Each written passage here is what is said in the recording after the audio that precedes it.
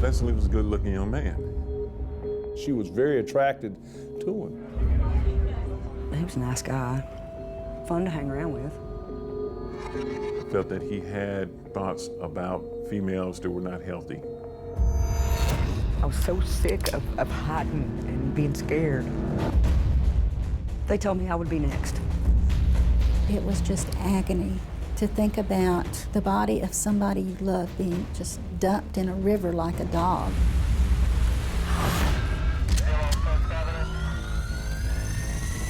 I wanted him dead.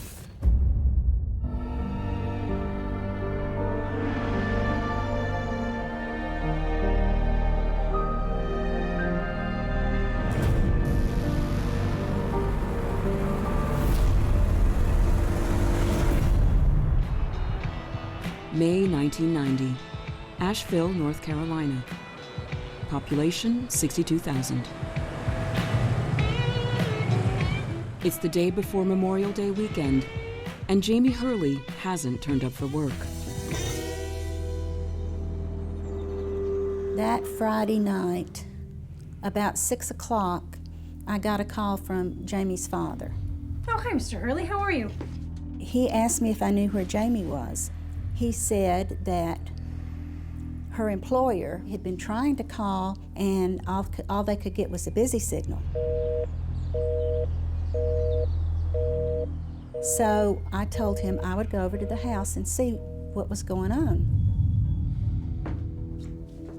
It was a cute little house, and it was never locked, and so people could just come and go. Hello? Jayme? The first thing I noticed was that the sofa was made up for someone to be sleeping there. Jayme? And there was an indentation in the pillow, obviously, where someone had been lying. I had this really eerie feeling. I went into the bedroom. The bed was perfectly made up. The sheets were turned down, and her answering machine was there right by the bed, and something was wrong with it. It was just clicking. It was just over and over and over because the tape had been removed.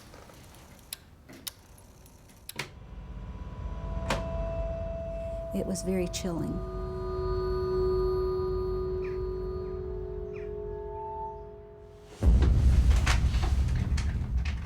So I called Mr. Hurley, and I said, this doesn't look good, and I think maybe you should call the police. The police are called, but it's the start of the long weekend and not a priority case.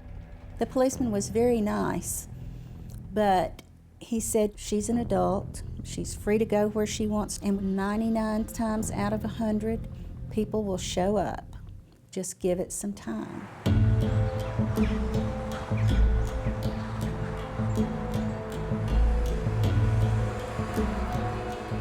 We got the word out, and all her friends came to the house. I was out of town when the call came that Jayme was missing. I was at my in-laws down east, and immediately came back up here. We were there Saturday, Sunday, and Monday. We just hung out at the house all day. Tuesday morning after the long weekend, and there's still no sign of Jayme. Asheville Police Department goes into action. Boys, good weekend? Sergeant Ted Lambert is assigned to this missing person case. He's convinced that she's probably off on a long weekend with a boyfriend and that it'll turn out to be nothing. We were all bewildered. We didn't know where to turn or what to do next. And I don't think anyone wanted to go thinking that she had been murdered. Hi, I'm Detective Ted Lambert. I was the first one he interviewed. What did I think had happened? That kind of thing. Was there anything suspicious? Anything out of the ordinary? Sarah tells the detective that just before Jayme disappeared, she had a visit from someone from her past. 5 years earlier, Jayme worked at a juvenile correction center. One of the boys she had helped there, now a young man, had reached out to her. Jayme worked in the aggressive children's unit with the younger boys. She met Lesley Warren there when he was 15. Lesley Warren was in for kidnapping and assault. Lesley's a troubled soul. He was very quiet, a loner. Just didn't have good feelings about Lesley. I felt that he had thoughts about females that were not healthy. Lesley, he was more responsive to her, and she built a very good rapport with him. What is it that you would like to do? One of the things that she loved was reading. I heard you like to read now and then. He was special to her because she felt that she had made a real difference with him, that he and she understood each other. Do you have a favorite author at all? Was she too trusting of Lesley? Yes. I told her that. I think what concerns me, though, is the behavior around the females, such as yourself and others that are here, that really concerns me. I cautioned Jayme to be leery of Lesley, to stay away from him. But she believed that everyone had a good side, everyone had a bad side. But that good side outweighed the bad. No, of course, it's fine. Jayme hadn't seen Lesley for 5 years, but out of the blue, he'd called and asked if he could drop by. He told her that he was in some kind of trouble and he needed to talk. And so she told him that he could come over to the house. Nothing would have delighted her more than to have one of her former clients turn to her for advice. Lesley Warren is now 22, an ex-military man and married to childhood sweetheart Tracy. Lesley came back to visit the center one day. He was in the area visiting family. I kind of took that face value that he had been doing well, and we were talking. Jayme called. So it gave Lesley the phone, and they talked for a while. After they hung up, he said they would contact each other in the future. This was a very different Lesley Warren. He seemed more confident, he seemed to have turned his life around, and was married with 2 children. She found herself beaming with pride. Lesley was a good-looking young man. He took good care of himself. And I think he maybe used that to his advantage. 4 days after the disappearance of Jayme Hurley, detectives pulled Warren in for questioning. Warren seemed very relaxed, very straightforward, pleasant, polite young man. I'd like to thank you for coming in to talk to me today, Mr. Warren. My pleasure, Detective Lambert, Ted Lambert. Yes, thank you. I wanted to talk to you because your name came up in a missing persons investigation. Oh, who? Jayme Hurley. She's missing? So you know Jayme. Of course, she was my social worker when I was 15, and we go back for a while. She really helped me out. Did you see anybody else? Was there anybody else at her place? No, not that I remember. It was just myself and Jayme. We had dinner, chatted about the past, and then it was around 8 o'clock. Do you think something happened? He assured officers that, yes, he'd been there, but he'd left the previous night. So you didn't stay over at her place? No, I had to go home. I worked the next day. You know how it is. He had such warm charm and seemed to them such a normal person that Warren was not detained by the cops.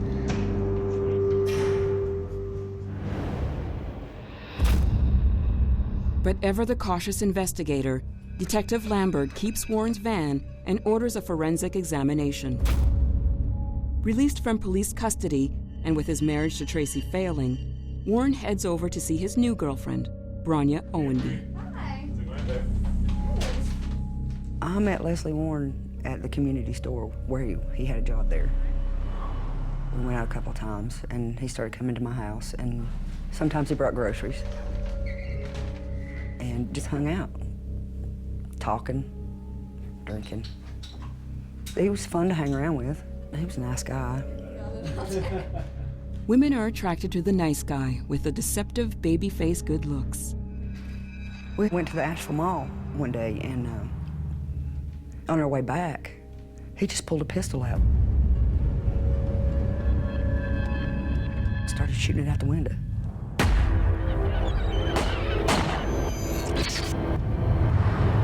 asked him, "What, are you crazy?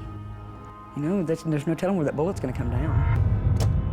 Scared me, because you know, I didn't like stuff like that. I was loud and liked to party, but leave the gun in the car.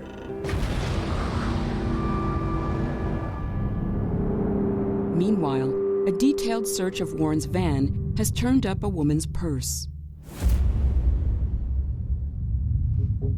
They brought the purse over to my house for me to identify. I think this may be Jayme's. Yes. They said they had also found a sheet in Lesley's van that matched a sheet at Jayme's house. When I saw the purse, it made me very fearful that he had done something with her.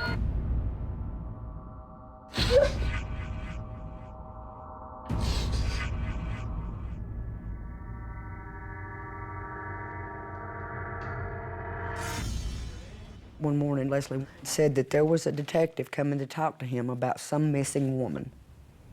And I thought that was weird. Lesley Warren is hauled back to the police station. I know you've been lying to me. This time, the cops aren't charmed. Found a purse in your van. You stayed there, didn't you? Under pressure, Warren claimed that he'd taken cocaine with Jayme Hurley and that she'd overdosed. He said Jayme was shooting up cocaine, which is something she would never, ever have done. That she OD'd, and he had panicked and dumped her body in the French Broad River. It was just agony to think about the body of somebody you love being just dumped in a river like a dog. It was just awful. Detectives are in a bind. They don't buy Warren's story, but without a body, they can't hold him for long. They searched the river, I guess maybe 3 days. Jayme's friends join in the search. They felt it would be good if we did help. It would give us something to do besides just stressing over what was happening. We would have some way to be involved. I'd like to thank you for joining our search today. Very much appreciated the extra manpower. Some of us who were working were allowed to have the time off the day to go and search for her. It was just really heartwarming to see all the community volunteers that came out. I think basically it was all of us coming together to try to support each other, because Jayme touched all our lives, and for her to just suddenly disappear like that, we were just all, I guess, in a state of shock. Lesley Warren told us that he dropped the body up here. Where he wanted to look, you see in the undergrowth, check closely because the body may get snagged in some branches. One thing to also pay special attention to is smell. Decomposing body, very strong odor. So if you don't want to get too close, it's okay, just call the officers. I can remember talking to Jayme's aunt, who was there, and I said to her, "This must be what hell is like." And she said, "I don't think it's this bad." The police department had told us what type things to look for. We knew she was somewhere, but we couldn't find her. Despite a huge search, there's no sign of Jayme. I remember seeing Ted Lambert on the riverbank, bent down, and he looked so tired, so discouraged. It's a bitter blow for her friends and family, and for Detective Ted Lambert. Forced to let him walk, Lambert believes he may be letting Jayme's killer slip through his fingers.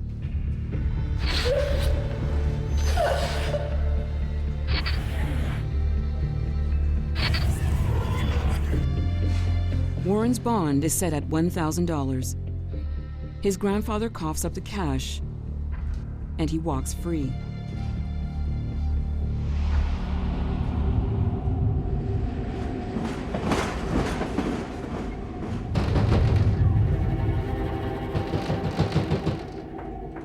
It was like 2 or 3 o'clock in the morning.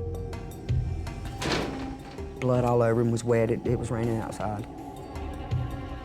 He said, I got caught stealing the pot plant, so I had to stab the guy.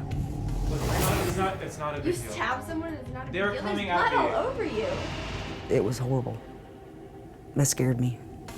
Leslie, I can't deal with this. What's going on with you? He asked me if he could stay at my house. Please. I let him clean up, but I told him he had to go. I wouldn't let him stay at my house.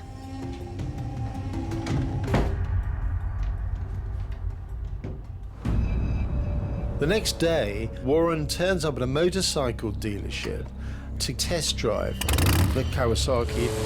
He drives off on it and never comes back.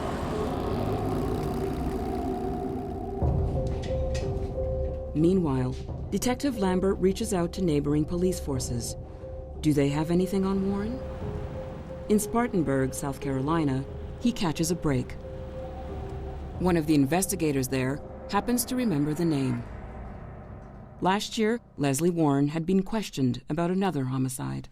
He walks over to a filing cabinet, pulls out a file on an unsolved murder. The file is less than 1 year old, and it refers to the murder of Velma Gray. 42-year-old Velma Faye Gray was a singer in a local dance band. She disappeared while driving home after a gig in Asheville. Her body had been dumped in a lake.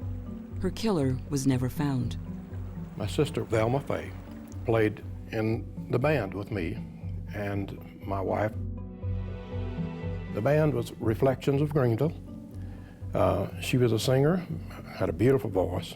Everybody loved her, and she played keyboards and had one of the best harmony voices of anyone that we ever sang with.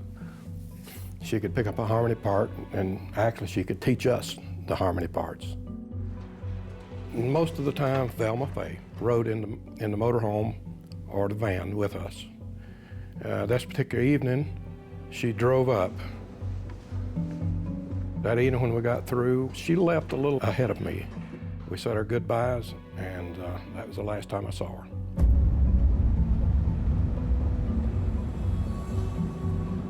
Greenville is right at the foot of the Blue Ridge Mountains, and there is a steep stretch, and it tends to be foggy, and she ran off the road into a ditch. A carload of teenagers drove by, and she explained to them she'd run into a ditch. Could they help her? They were trying to figure out exactly what to do when they saw a semi, a tractor trailer, pull up behind Velma Gray's car. Thanks. They figured, okay, everything's fine, the trucker's gonna help this lady. So they drove off. When questioned later, the teens remembered the truck's distinctive logo. There was a logo on the cowling, and it was AmCan, American Canadian Trucking. And the company is based in Anderson, South Carolina. I just drove my car into the ditch. There's a grocery store 3 miles down the way. If you'd like, you can hop into my truck. Totally fine.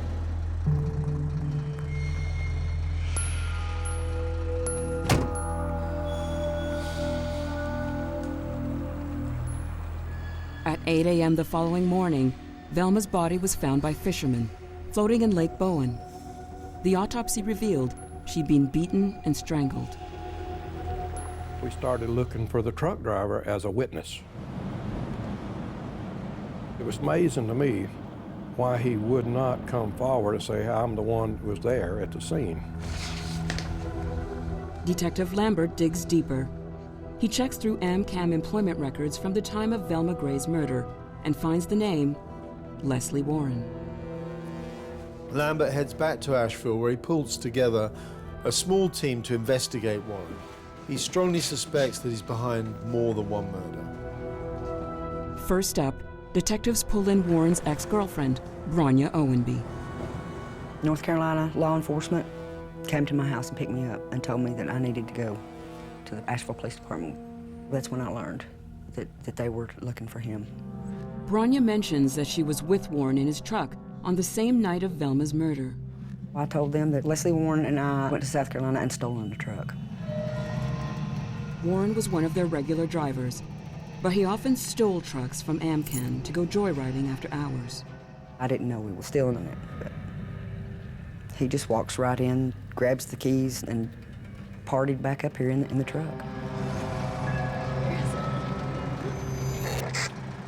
We parked it up, and he just sat there, wouldn't come out. I told him, I said, you know, what's the matter with you? Come on out. Drink a beer. He took me back to my house, and evidently after he dropped me off, that's when he went to South Carolina. Detectives tell Bronya they suspect her ex murdered Velma Gray, and she needs to watch her back. It was scary. They told me I would be next, that he would hunt for me next. I told them that I was going to go get a gun, and that if he came to my door, that I would blow his head off. And one of the guys said, you got to do what you got to do. Now more than ever, detectives believe Lesley Warren murdered both Jayme Hurley and Velma Gray. The trouble is, they've got no proof, and Warren has vanished. With no new leads, they delve into Warren's history. Behind the good looks and easy charm, they discover a man with a dark past. Lesley came from a childhood where the father was abusive, that the father had burned down the family trailer, and that Lesley had witnessed a lot of this abuse.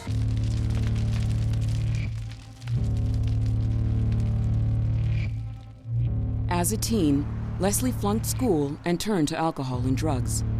At 15, he tried to rape his 30-year-old next-door neighbor. He was at her house trying to help her out with some chores, and she sent him down to the basement for something.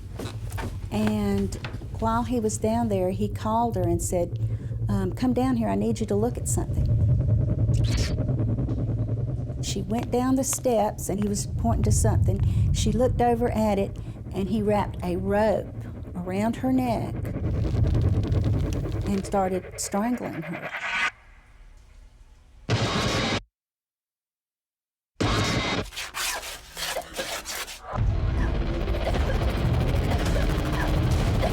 One of her relatives heard the commotion and came downstairs and socked him in the face.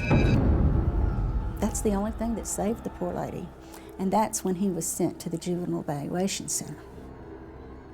The Juvenile Evaluation Center, where Warren would meet counselor Jayme Hurley. And now she's dead, and Detective Lambert knows he's responsible, but can't prove it. Until the case is blown wide open. Detective Lambert here. Unwittingly, this vital piece of evidence comes from the one person who was trying to protect Warren. No, ma'am, I assure you we have not been harassing your son. His loyal mother, Phyllis. What were they talking to his son about? Warren's mother reveals that 3 years ago, he was a suspect in yet another murder.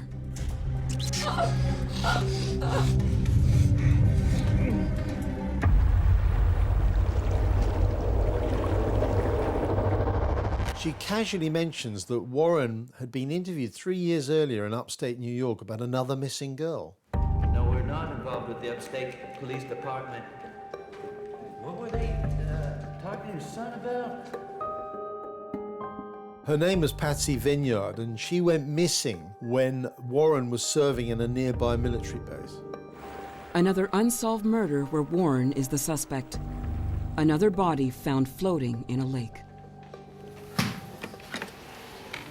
Detective Lambert gets right on the phone to the New York State Police Department. Senior investigator Bob Cook tells Lambert that he had his suspicions about Warren at the time, but he had an alibi for his movements, and he didn't even come across as a bad guy. In fact, as Cook said, he had this baby face and looked so goddamn innocent. As with the Velma Gray murder, detectives in New York had ruled Warren out of the investigation. But for North Carolina detectives, the puzzle pieces are fitting perfectly. They fear they've got a serial killer on their hands. Worse still, he's on the loose.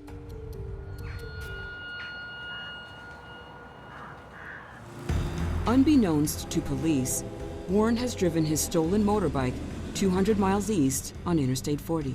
Lesley Warren turned up in High Point, North Carolina. He came here to visit a friend. She worked at a bar. But she's not working that night. So he kind of just hung around, and he drank heavily, hard liquor, tequila. Around 3 a.m., my partner and I were dispatched to investigate a suspicious male who appeared to be intoxicated, trying to push his motorcycle. He had dropped it and seemed to be having a hard time getting it moving again. I asked him what he was doing, and he answered he had been at the bar at the Radisson Hotel, and he had been drinking, just had too much to drink, and instead of driving home, he was going to walk his motorcycle back to a motel where he was staying nearby. My partner put him in the back of his car and took him to the motel. The local cops have no idea the man they've just assisted is wanted in connection with 3 homicides.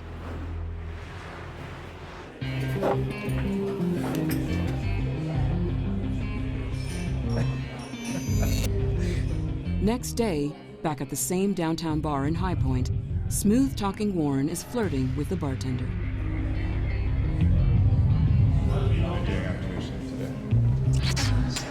Probably. Are you sticking around? Well, it depends. Katherine Johnson also worked in High Point part-time as a bartender. Yeah. I saw you on a motorcycle outside. I do. Wanna come for a ride? I mean, I'm done in about an hour. I don't know what it is about some women and motorcycles, and maybe it's the same thing about men with guns. I don't know, but she was very attracted to him. Cheers. 21-year-old Catherine has no idea of the danger she's in. Lesley Warren knew that they were going to be on the lookout for a stolen motorcycle, but it sure didn't stop him riding around the streets of High Point. She was on the seat there behind him, swigging from a beer bottle, having just a great time. They wound up going to a picnic together that was put on for the employees at Radisson. They played softball together, they drank together. As they were leaving, Lesley Warren commented to one of the people drinking. He says, "You know, I'm going to have her tonight," and then repeated, "I'm going to have her, just wait and see." They were in Catherine's car, driving around.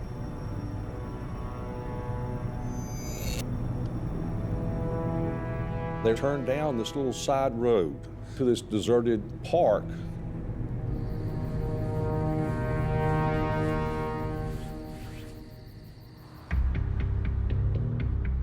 "200 miles away in Asheville, North Carolina, Warren is wanted by police. Detective Ted Lambert is building a case against him for the murders of Jayme Hurley, Velma Gray, and Patsy Vineyard. He fixes his hopes on Warren's wife, Tracy. Will she do the right thing and spill the beans on her drug-taking, womanizing husband? He heads back down to Spartanburg, where Tracy lives with their 2 children. Lesley Warren and Tracy are estranged. Detective Lambert notices Tracy is wearing a ring, stolen from murder victim Patsy Vineyard. Do you know why I asked you to come in today? Well, I assume it's about Lesley. Your husband, Lesley, yes. Not my husband anymore. We're separated. Oh, really? We've been trying to find him because we think he might be messed up with something a little unpleasant. We're wondering, do you know where he might be? perhaps visiting one of his dealers? That's a lovely ring you have there. Oh, this whole thing. Yeah. Do you mind if I have a closer look at that? Sure. God, that is beautiful. Isn't it sparkling? Have you seen him recently? No. He's not been around? No. Can I show you something? Sure. You might find this curious. He pulls out a photograph of Patsy Vineyard wearing the same ring.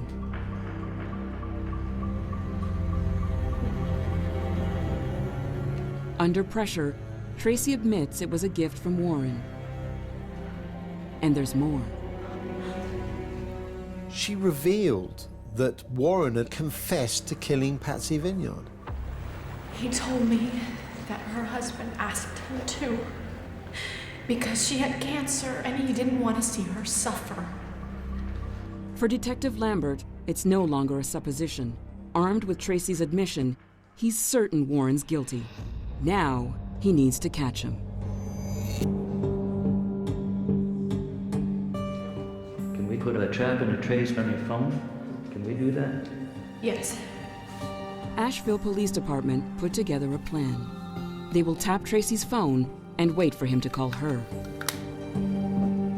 A wanted poster describing Warren as a highly dangerous serial killer is faxed to law enforcement offices all over the nation.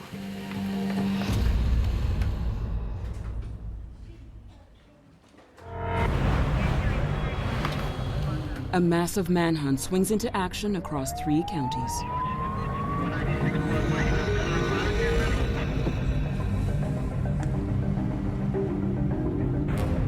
And later that day, Lambert gets an unexpected visit. Brother Laren turns up at the police station. He tells officers that he knows where Jayme Hurley's body is hidden. Warren had pitched up at his trailer a few months earlier and suggested they take a ride.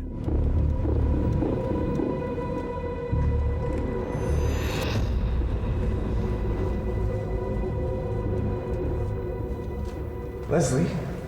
What? What did you do? She OD'd last night. He needs Laren's help to dispose of the body.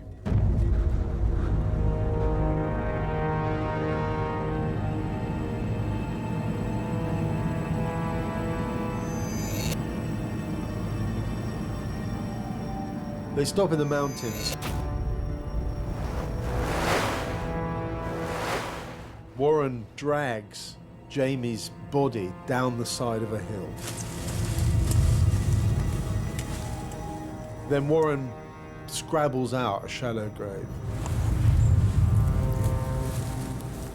Getting back into the car, he tells Laren to keep his mouth shut.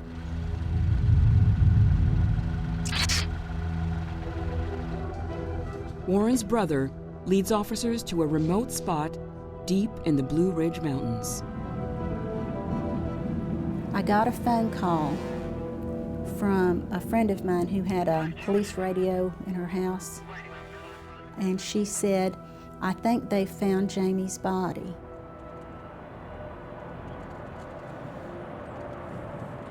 It was relatively steep, slope down, dropping down below us.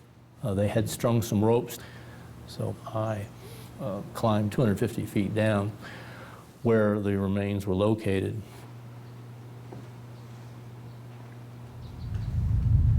We proceeded to uncover the body. The law enforcement agencies had also brought dental records and confirmed that the remains were in fact Miss Hurley.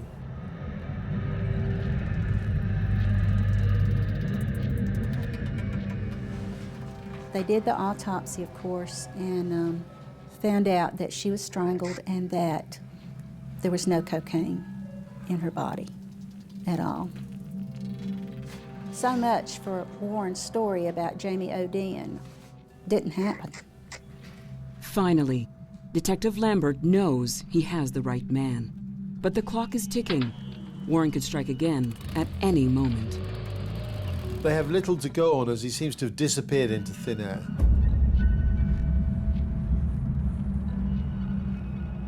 But they're about to get the biggest break in the entire case.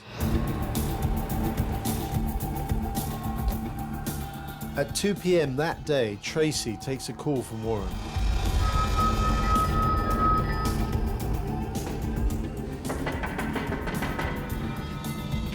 Get on that. Police need Warren to stay on the line long enough to make the trace. Where is that, you know?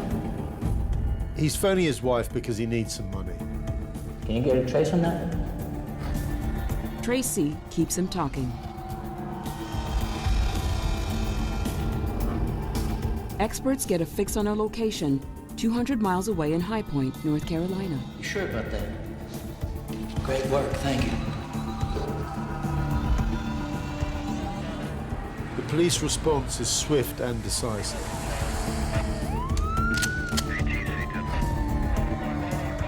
"20 minutes later, High Point detectives converge on a small wooden house.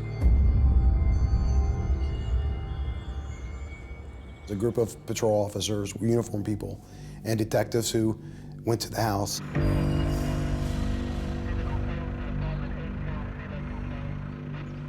We were concerned about covering all the exits in case he wanted to try to run for it. Police block off the street. They tell residents to stay in their houses. They're going to have to try and take Warren without violence. We called the girl who was renting the house and said, "Is Lesley Warren there?" This is the police. Put on Lesley Warren, ma'am. We have the house surrounded, come out, you're under arrest. Officers know Warren's inside, but he refuses to come out. They make their move.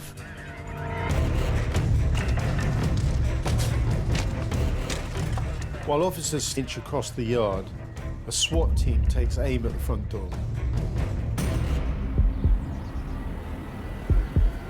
The handle slowly turns from the inside.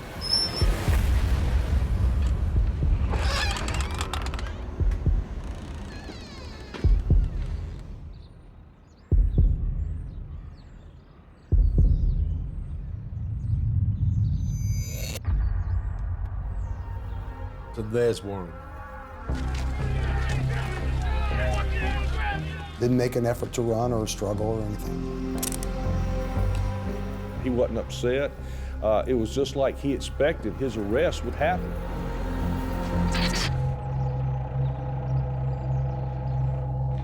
Detectives have a strong case against Warren, but it's mostly circumstantial. They need a full confession You got 3 hours, you're gonna be here in 3 hours. You got and pull together an audacious ruse to make him crack. gotta look like a collar out here. Ted had talked to behavioral profilers at the FBI, asking them, how can we make it as uncomfortable as possible for Lesley Eugene Warren to make him talk? And they had suggested making it look as big as possible. So they had a whole room at the Asheville Police Department set up as the Lesley Warren Task Force. They had pictures of each of the victims blown up all around the room. They had fingerprint cards all around the room. They had filing cabinets with drawers marked with the name of each victim. The inference that, boy, we got a whole drawer full of evidence on each one of these cases. We got your fingerprints on all these cases. We know what you've done. They had boxes of pizza open like they were working 24 hours a day on this. It was brilliant police work on Ted's part. Now, in actuality, there was no evidence.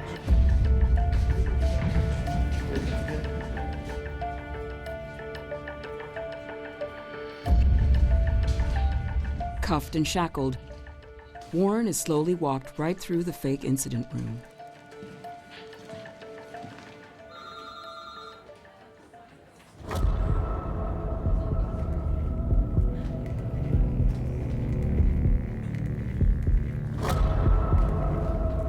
He wasn't there more than a couple of minutes because they were looking for shock value. Any longer, and Warren might see through the fakery.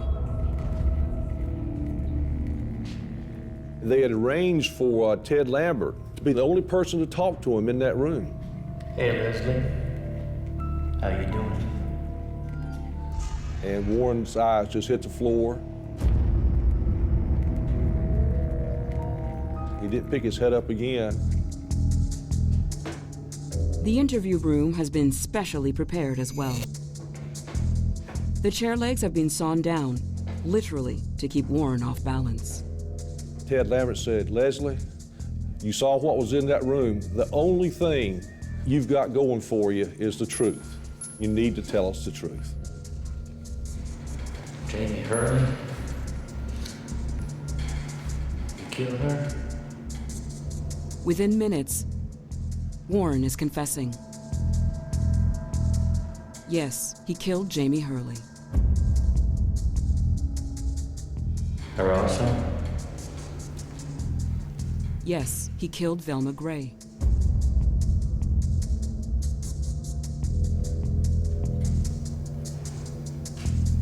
Yes, he killed Patsy Vineyard.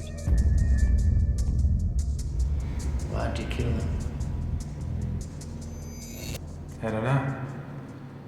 Chillingly, he said, I just kill him. No real reason. There was one instance.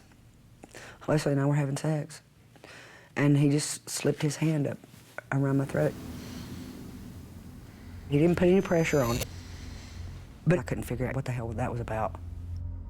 And then come to find out, that's how he killed these women. I don't know why he didn't kill me. I don't know. The interview is all but over. One more thing. When Warren starts talking about a fourth victim. Oh, by the way, there's this woman down in High Point I killed.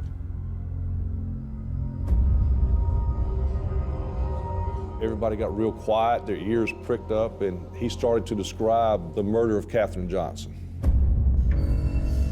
Warren tells officers he met Katherine only last weekend in a bar, and they went for a drive. After he had sex with her, he placed his hands around her throat and strangled her to death.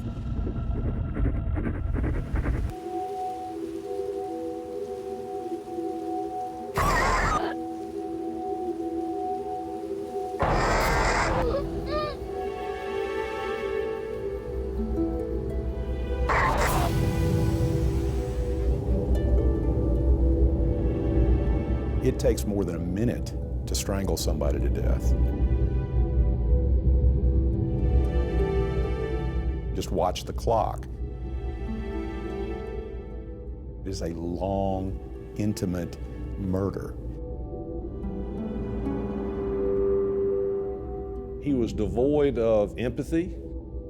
I'm not so sure he even got a huge adrenaline rush out of it. And at that moment, he felt like it. And he just strangled her to death right out there in the middle of that field. Picked her body up and loaded her into the trunk. Then he drove the car away and he wound up parking it in the Radisson parking lot. He reversed in. He wanted the trunk to be back against the wall where nobody would be likely to smell or find the body for a while.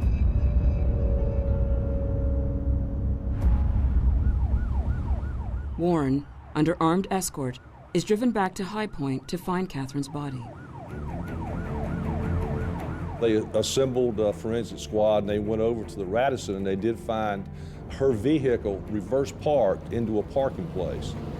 They noticed a large number of flies around the trunk, and in the trunk, Katherine's body.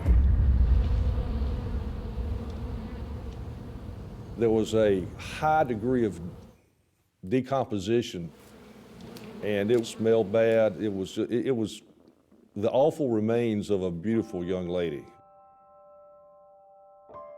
Like many successful serial killers, Lesley Warren had an unassuming quality about him. something that did not cause people to take alarm at his presence. Whether you call that charm or whether you call that manipulation, it knocks a wall down, and Warren possessed that. Lesley Warren's trials for multiple murder opened in September 1993 in Greenville, South Carolina. He came in, he was not very big, he was not imposing.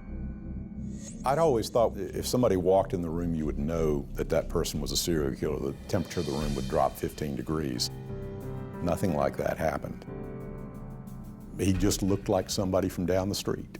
He did not look remarkable at all, and that to me was a huge surprise.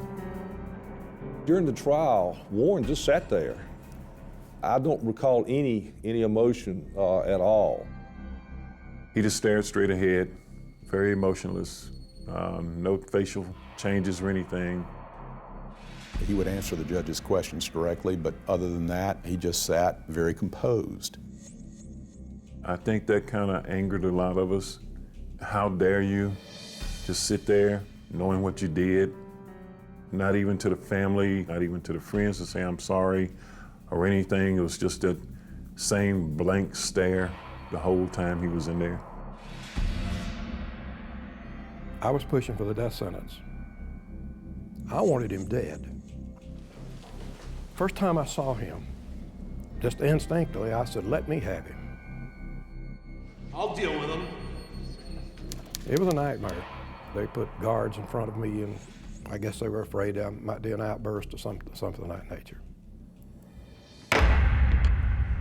When the death sentence for the murder of Jayme Hurley is announced, her brother Lee stands up in the court. As Lesley Warren is ushered past him, Lee Hurley lights a match. Hey, Lesley.